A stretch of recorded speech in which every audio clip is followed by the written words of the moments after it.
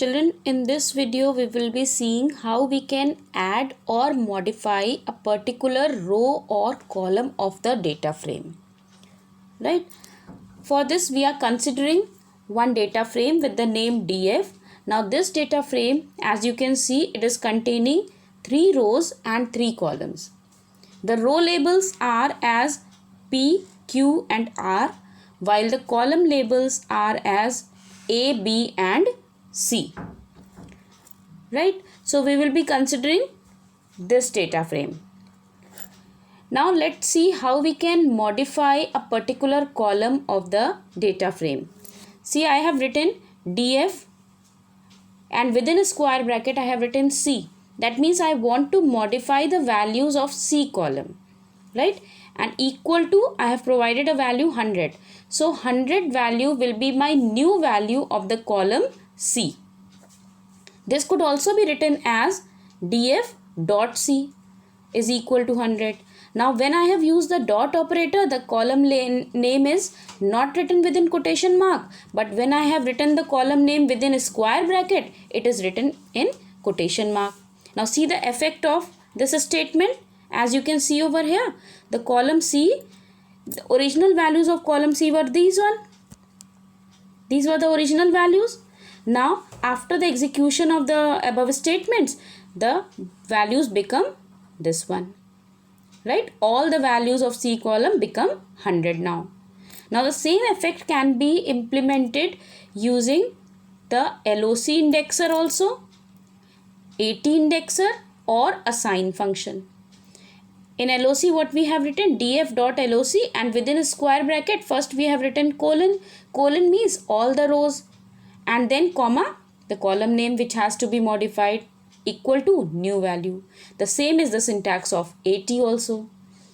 Now assign is a function that is modifying the value of this column C with 100, but assign function does not changes the original data frame. That means it is not going to change the values in DF data frame, but it will create a new data frame, that is DF1, which will contain the changes. So this is the effect. Same result you are getting. Now initially in the previous slide we have seen that we were modifying the values of the column and replacing the original values with one single value. All the values of that particular column were replaced by the value 100. But if I want to assign different values to different rows of the same column, then we can write the same syntax, but instead of writing a single value, we will provide it a list of values. Now the number of elements in this list will be equal to the number of rows in the data frame. Okay, so our data frame is having how many rows? 3 rows. So I have provided 3 values in the form of list. So this is the same syntax that we have studied earlier, but now instead of single value I have written 3 values in the form of list. And you can see the effect. See, so column C is having value 100, 101 and 102. Each row of the column C is having different value. Okay. Now if I have to add a particular column, now the syntax for adding the a new column is same as modification of a column. The only difference is that when you specify the column name which is already existing in the data frame, its content will be modified.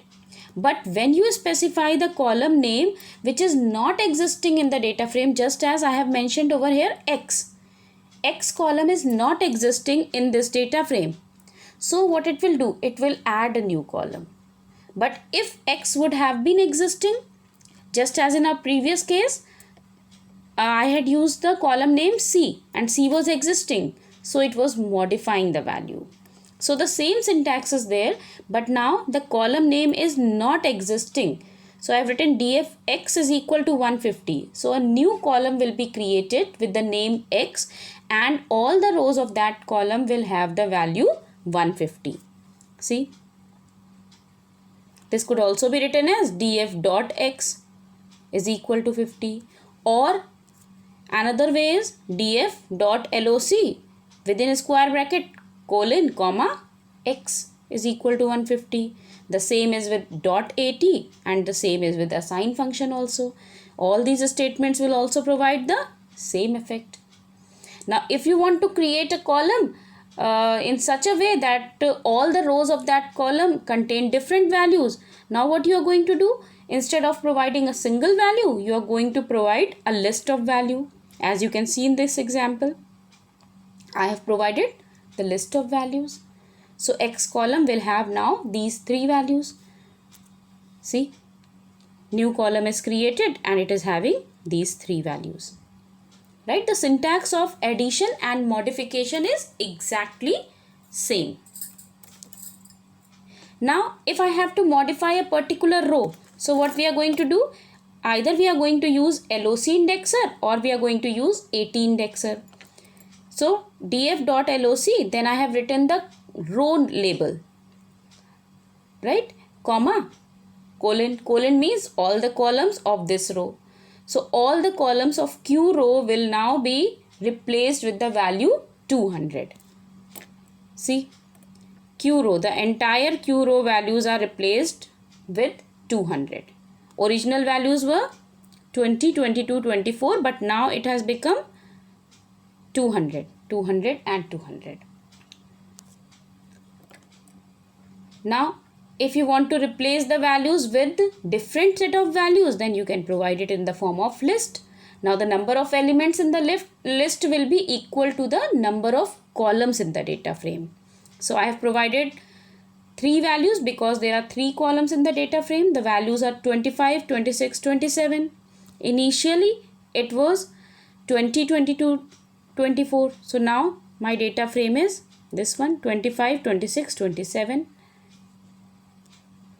In the same way, if you want to add a particular row, again the syntax is same, but if the row label is not existing, a new row will be created. So I have taken an example of S row.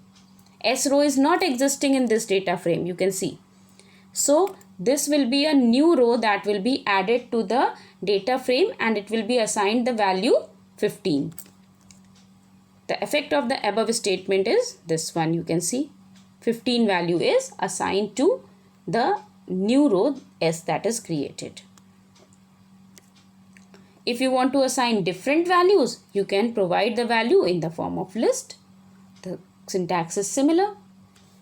See, now we have different values 15, 16 and 17. If I have to modify a single value, then I have to specify the row label also and the column label also. So I have used df.loc. The row label is P, column label is B, and it is provided the value 90. So children, there is one quotation mark extra given over here, right? It should be a single quotation mark, but it is by mistake written over here. So the row B and column Q value is replaced with the value 90. Row B, P and column B, the original value was 12. But after the execution of these statements, the value will become 90. You can see over here. The value has now become 90.